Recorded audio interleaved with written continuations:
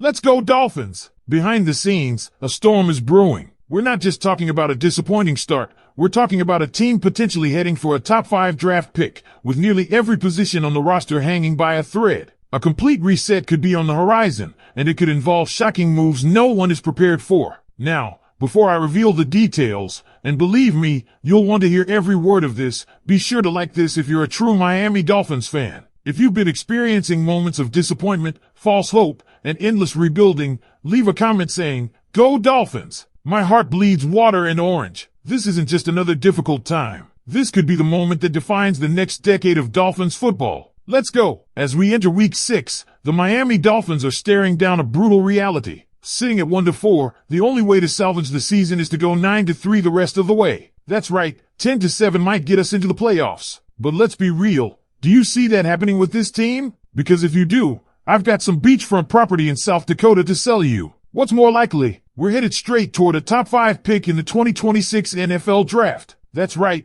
Dolphins fans, it might be tank time. And with nearly every position on this roster in dire need of help, the front office is about to face some major decisions. Except for wide receiver and running back, every position is on the table. Yes, Jalen Waddle needs a reliable WR2 to line up beside him. And yes, Jordan Tyson from Arizona State is a dog. But let's be serious, Aken and Ollie Gordon are a lethal 1-2 punch at running back. And you don't spend a top 10 pick at that position when you have gaping holes everywhere else. Let's start with the one name every scout and draft analyst should have circled in bold, Caleb D.S. This kid is different. The Ohio State safety and brother of Colts WR Josh Downs is hands down the best player in college football. Yeah, I know, drafting a safety that high isn't sexy. Safeties just don't carry the positional value of quarterbacks, edge rushers, or tackles. But if you watched him this season, you know this isn't just another safety. He's a game changer. He plays the pass like a corner, he hits like a linebacker, and he's versatile enough to line up anywhere on the field, slot, boundary, deep coverage. 88.5 coverage grade? Come on. If you're a Dolphins fan tired of this soft defense, this is the tone setter you want. But wait, it gets even juicier. Let's talk about someone making noise just down the street. Ruben Bain Jr., the wrecking ball from the University of Miami. This dude has been playing like the second coming of Aaron Donald. In just 5 games, he's already notched 3.5 tackles for loss, 2 sacks, and 2 turnovers, including an interception against Notre Dame. His Pro Football Focus grade? A mind-bending 95.9 overall, 93 as a pass rusher, and 92 in run defense. That's not elite, that's generational. His pass rush win rate is 29.9%, and his run stop rate, 10.9%. Let that sink in. The Dolphins have serious issues on the D-line. Chop Robinson is promising, but that's it. Juden's on a 1-year deal. Phillips, free agent next year. Chubb, don't even get me started. He should be traded tomorrow. Bain is your anchor.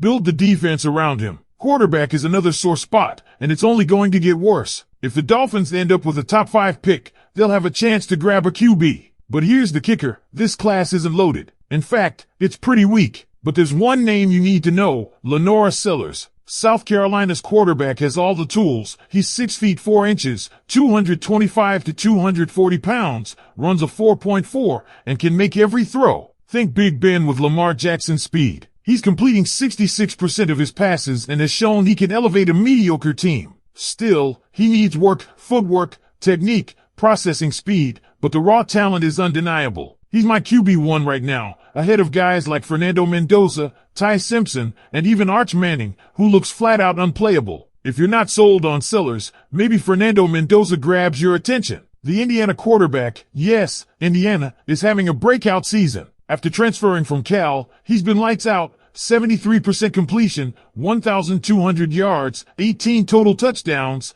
and just 1 pick. At 6 feet 5 inches, he's got size, mobility, a quick release, and a cannon for an arm. But the system he's in, heavy RPOs, raises questions about how he'll adapt to the pro game. Can he drop back, read a defense, and make real-time decisions? That's the million-dollar question. But if he passes the eye test against Oregon this week, he could skyrocket into the Heisman conversation, and maybe even the number 1 pick. Offensive line? Oh, don't get me started. The Dolphins line has been a mess for years. And don't let anyone tell you Austin Jackson is solid. He can't stay healthy and hasn't proven he's the long-term answer. 2 guys who could solidify the trenches, Spencer Fun from Utah and Francis Malagoa from the Hurricanes. Both have been dominant, nearly identical grades, just 2 QB hurries allowed each, and they're the best tackles in the country alongside Caden Proctor from Alabama. With Patrick Paul showing promise at left tackle, bringing in a beast like Francis or Spencer at right tackle could finally give Tua, or whoever the next QB is, some protection.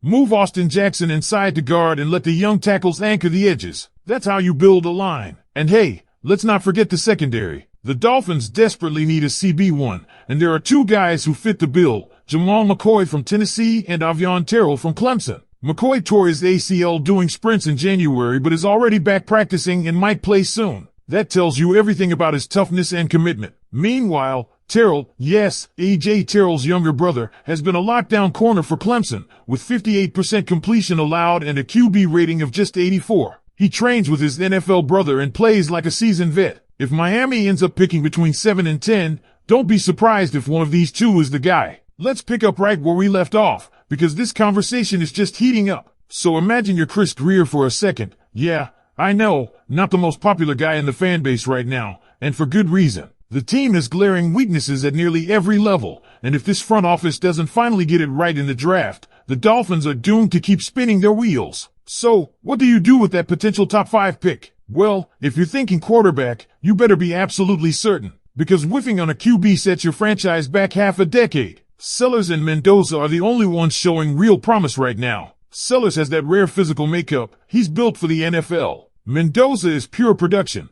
but we still need to see him against top-tier defenses. He's got the Oregon game coming up, and that could make or break his draft stock. But let's say neither one completely separates from the pack. Do you really want to take a flyer on a QB at number 4 with this many holes on the roster? Maybe not. Maybe the smarter move is to go best player available, and that's where names like Caleb Diaz and Ruben Bain Jr. come roaring back into the conversation. Think about it. When was the last time the Dolphins had a truly elite playmaker on defense? Someone you could build a unit around? Bain could be that guy. He's a homegrown product, dominating college football just down the street. Bringing him to the Dolphins will electrify the fan base and give the defense a true identity. Pair him with a guy like Chop Robinson and you've got something brewing on that D-line. Then there's Caleb Diaz. Look, I get it, safety in the top 5 sounds crazy. But this isn't a typical safety. This is a guy who erases half the field, tackles like a linebacker, covers like a corner, and can blitz off the edge. He's everywhere. And when you're a team like Miami that's struggled to find defensive consistency for years, a player like that changes everything. Think about how Minkah Fitzpatrick turned into an all-pro after we let him walk. Caleb Diaz might be even better. But what if we pass on those defensive stars and instead try to finally fix the offensive line? Because let's be honest, Dolphins fans, we've been talking about this line for what, a decade? The moment you think it's fixed, someone gets hurt or plays like a turnstile. Spencer Fun and Francis Mauigoa are the kind of picks that change that narrative. Draft one of them, and suddenly you've got real, bookend tackles with Patrick Paul and your new rookie. Move Jackson inside and finally, just maybe, Tua, or whoever's under center, has time to breathe. And don't sleep on Caden Proctor. Massive size, elite athleticism, and if he continues trending upward, he could leapfrog both Francis and Spencer. He was supposed to transfer, but stayed with Alabama and has shown why he was a 5-star recruit. The tape isn't as clean as the other two, but the ceiling? Sky high. Now let's circle back to the secondary. Dolphins fans know the pain of watching this team get shredded on 3rd and long. Every week, it feels like we're holding our breath on passing downs. You want that to stop? Draft a real CB1.